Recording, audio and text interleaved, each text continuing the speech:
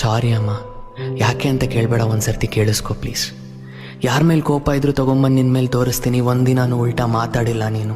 ಹಸ್ವಾದಾಗ ಏನೂ ಇಲ್ಲ ತಿನ್ನಕ್ಕೆ ಅಂದರೆ ಬಂದು ನಿನ್ನ ಮೇಲೆ ರೇಗಾಡ್ತೀನಿ. ಒಂದಿನಾನು ಏನೂ ಹೇಳಿಲ್ಲ ನೀನು. ಏನೋ ಈಚೆ ಪ್ರಪಂಚ ನೋಡೋಕ್ಕೆ ಶುರು ಮಾಡಿದ ತಕ್ಷಣ ನಿನ್ನನ್ನೇ ನಿರ್ಲಕ್ಷ್ಯ ಮಾಡಿಬಿಡ್ತೀನಿ, ಆದರೂ ಏನೂ ಹೇಳಲ್ಲ ನೀನು. ಅಮ್ಮಂದರೆ ಹೀಗ ಚಿಕ್ಕ ವಯಸ್ಸಲ್ಲಿ ಬೇಕಾಗಿದ್ದ ಅಡುಗೆ ರೆಡಿ ಇರೋದು, ಪ್ರತಿ ಬಟ್ಟೆ ಐರನ್ ಇರೋದು, ಯಾರೇ ಬೈದ್ರು ನಮ್ಮ ಅಮ್ಮಂಗೆ ಹೇಳ್ತೀನಿ ತಡಿ ಅಂದರೆ ಸುಮ್ಮನಾಗೋರು. ಏನೇ ಗಾಯ ಇದ್ದರೂ ನಿನ್ನ ಹತ್ರ ಬಂದರೆ ವಾಸಿ ಆಗೋದು. ಅಮ್ಮ ಅಂದ್ರೇ ಹಾಗೆ ಅಂದ್ಕೊಂಡಿದ್ದೆ ನಾನು.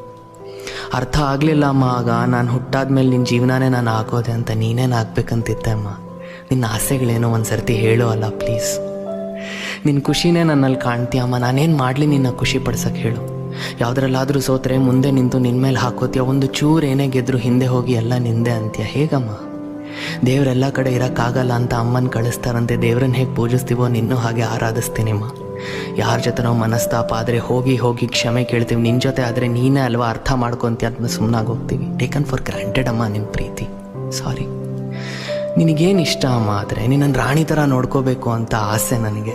ಯಾವಾಗಲೂ ನನಗಿಷ್ಟ ಇರೋದೇ ತರ್ತೀಯ, ಮಾಡ್ತೀಯ, ಇರ್ತೀಯ. ಇನ್ಮೇಲೆ ನೀನು ಹೇಳಿದ ಥರ ಅಮ್ಮ, ನೀನು ಹೇಳಿದ ಹಾಗೆ ಅಷ್ಟೇ.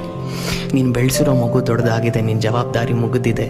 ಎಲ್ಲರಿಗೂ ಹೇಗೆ ನನ್ನ ಮಗ ಅಂತ ಪರಿಚಯ ಮಾಡಿಸ್ತಿದ್ಯೋ, ಈಗ ನನಗೆ ನಮ್ಮಮ್ಮ ಅಂತ ನಿನ್ನನ್ನು ಮೆರೆಸ್ಬೇಕು ಅಂತ ಇದೆ ಅಮ್ಮ. ನಿನ್ನನ್ನು ಪಲ್ಲಕ್ಕಿ ಮೇಲೆ ಕೂಡ್ಸಕ್ಕೆ ನಾನು ರೆಡಿ. ಕೂತ್ಕೋತೀಯಾ?